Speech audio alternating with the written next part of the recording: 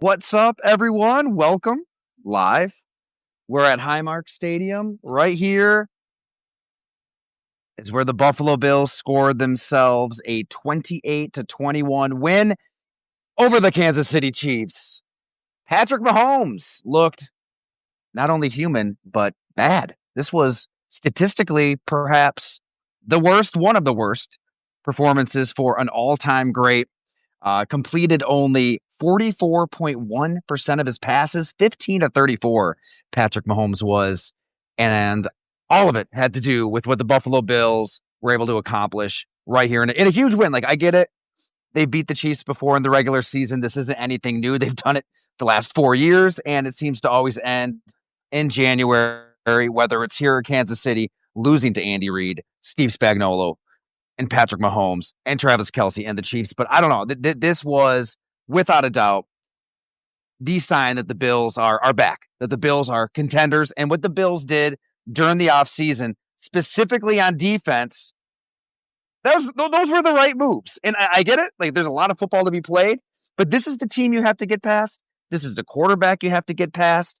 And at home, anyways, guys like Maxwell Hairston, Cole Bishop, Joey Bosa, Michael Hoyt before that unfortunate Achilles injury. They were flying around. A lot of new faces and second-year guys like Bishop just made huge plays and huge moments for this team.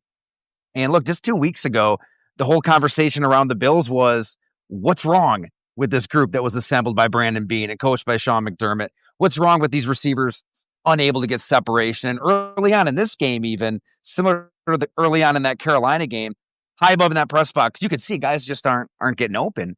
But over the course of 4 quarters, this is what the Bills want to do. James Cook left, James Cook right, James Cook up the middle, really bring those linebackers in, bring the DBs in, get them thinking one thing, and then maybe drop one over the top. You saw it with Dalton Kincaid, 6 catches for 101 yards and a touchdown. That's your number one target on offense, your tight end. There's nothing wrong with that either. A healthy Dalton Kincaid was everything that Brandon Beane was looking for tonight against the Kansas City Chiefs. They really didn't have an answer. James Cook, he ran for over 100 yards, 114 yards on 27 carries. And what about Josh Allen? 23 of 26. Unbelievably efficient. 3 touchdowns, 2 of them on the ground. Didn't make the big mistake. Wasn't errant. Wasn't out of control. Patrick Mahomes was the quarterback that was rendered out of control in this one. Offensively, I think you have to be happy with this. I mean, Joe Brady pushed all of the right buttons. Loved the play call late when they were able to get Josh Allen loose scrambling around the right side, and he can either run it, dump it off to James Cook. They were able to dump it off. Even then, of course, they made the fans here sweat it out with the Chiefs coming back, the Chiefs having a shot to drive to tie late. Even after the Bills get a stop, they attempt a long field goal. That doink, so you give Patrick Mahomes a shot. He actually takes that shot at the end zone. But again, the defense made the plays they had to make. Cole Bishop had his 4th of 4 pass breakups on that second to last throw.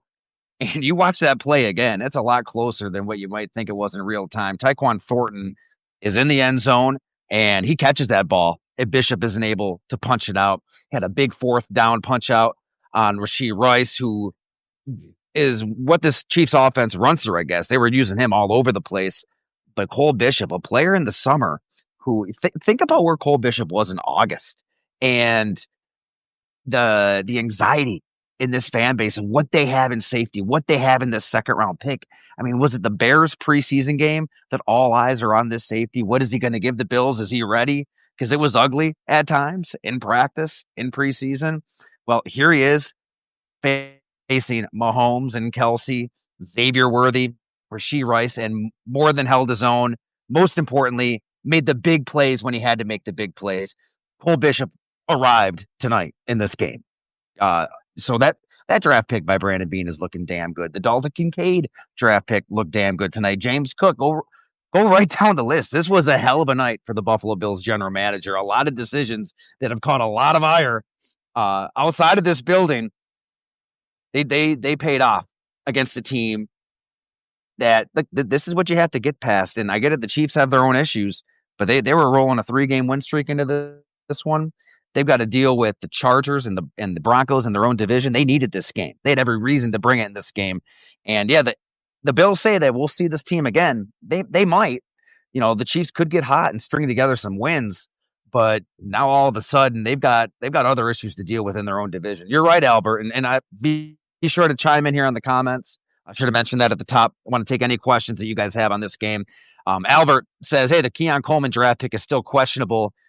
That's very true. Yeah, I mean, I think that's a pick that they could come back to regret. A receiver who you look at every chart that shows you the metrics on separation, and you got Keon Coleman kind of tucked away in a far corner because he isn't getting much separation at all. So, you're not going to hit on all of these picks, and that is definitely one that is not looking good right now. But when Dalton Kincaid is healthy, I feel like your offense can run through him. They had big plans for Joshua Palmer.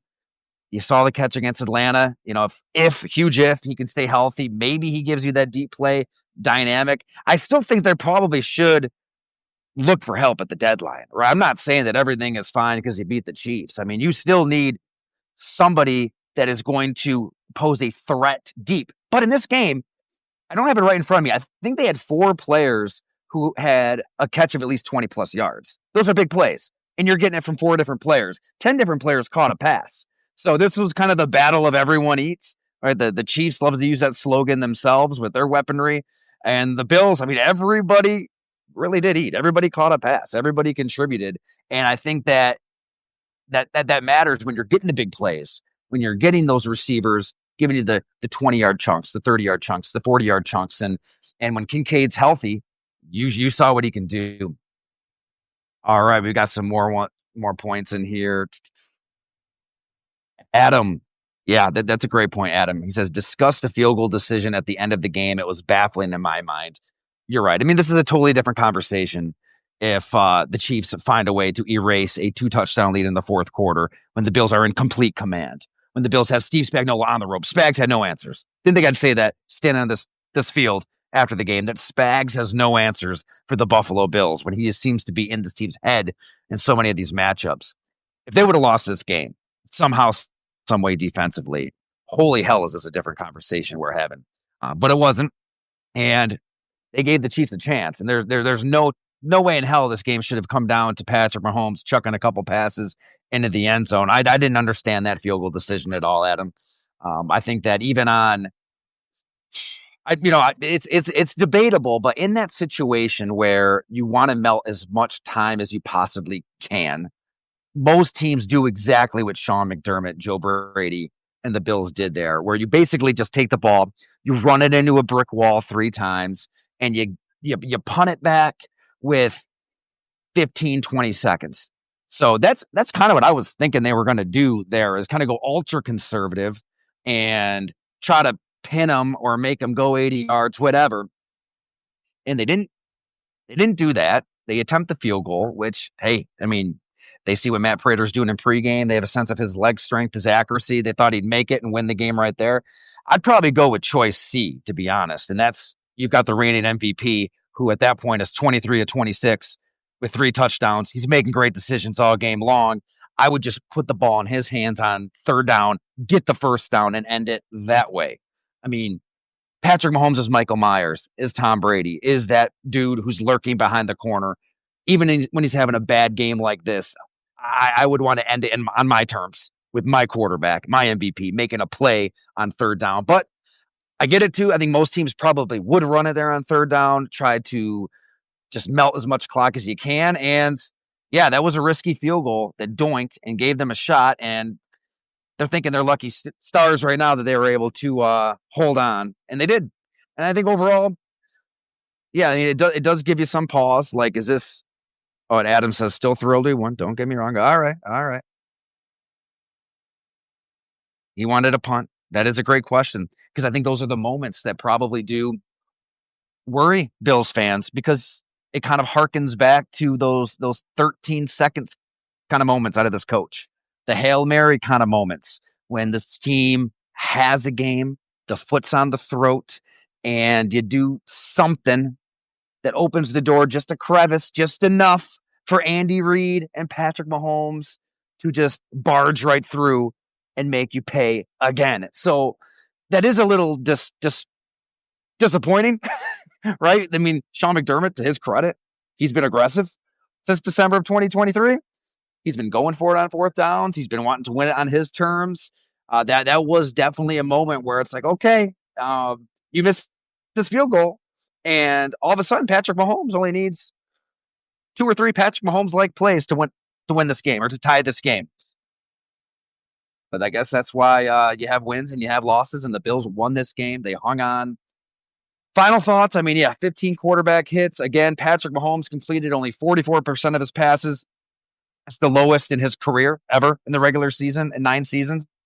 So I think that it just shows that the changes that were made over the offseason were for good, right? Like we can talk about wide receiver, and we should, because I still think the verdict's out there. We don't know if the Bills should have been more aggressive with their weaponry in March quite yet, because you can't judge the Buffalo Bills on a night like tonight. You can't judge them on week 9.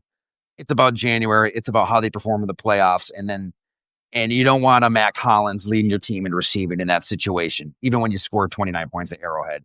So we'll see.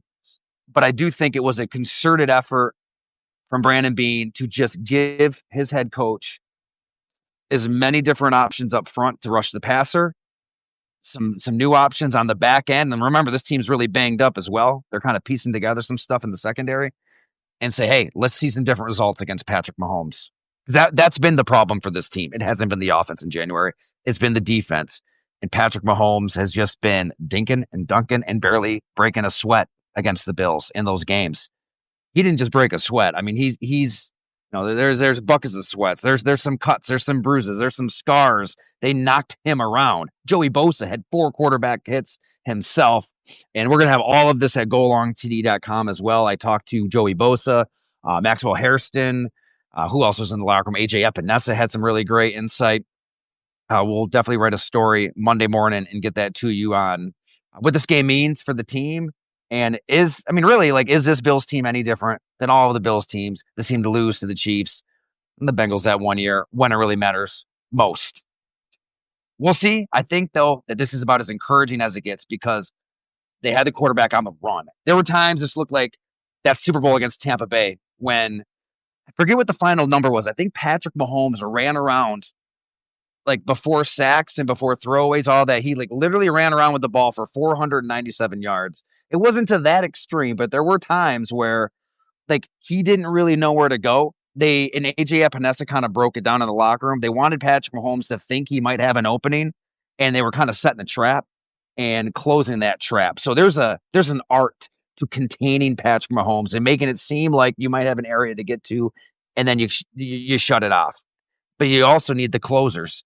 You need guys like Bishop breaking up those passes, guys like Bosa hitting the quarterback. And we'll see if they can keep this together throughout the rest of the season. Because, look, New England won again today. It wasn't pretty, but they won. And they've got a soft schedule. It's going to be tough to catch them in your own division, dropping that game.